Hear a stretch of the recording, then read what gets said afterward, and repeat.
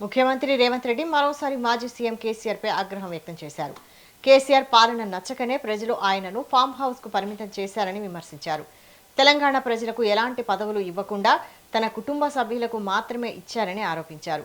ఉమ్మడి మహబూబ్ నగర్ జిల్లా మిర్జిల్లో పర్యటించారు. ఈ సందర్భంగా తన రాజకీయ ప్రస్థానంలో మిర్జిల్ ప్రజల పాత్రను గుర్తు చేశారు. 2006 జూలై 4న మిర్జిల్ మండల ప్రజలు తనను ఆశీర్వదించారని చెప్పారు.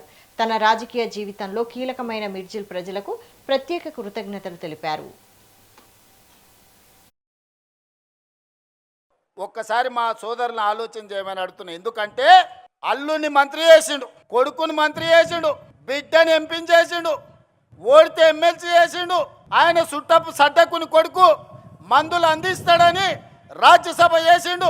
వాళ్ళ చుట్టాలని దయాకర్రావును, వినోదరావును, కృష్ణారావును కావాల్సిన వాళ్ళందరినీ మంత్రులను చేసిండు. ఓడిపోతే ప్రభుత్వ సలహాదారులను చేసిండు.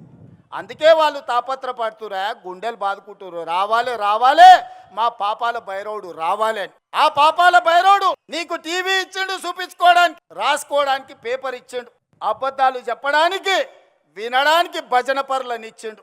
అందుకోసం వాళ్ళు రావాలంటారు. మరి నేను అడుగుతున్నా, ప్రజాపాలన ఎందుకు పోవాలి? మా యువకులకు నేను సూచన చేస్తున్నా, పెళ్లికి పోయినా, సావుకు పోయినా, దావత్కు పోయినా, బీర్ షాప్కి పోయినా, బార్ షాప్కి పోయినా, కళ్ళు దుకాణానికి పోయినా, ఏడికి పోయినా చర్చ పెట్టుర్రు. ఈ ప్రజాపాలన పోవాలి ఎందుకు?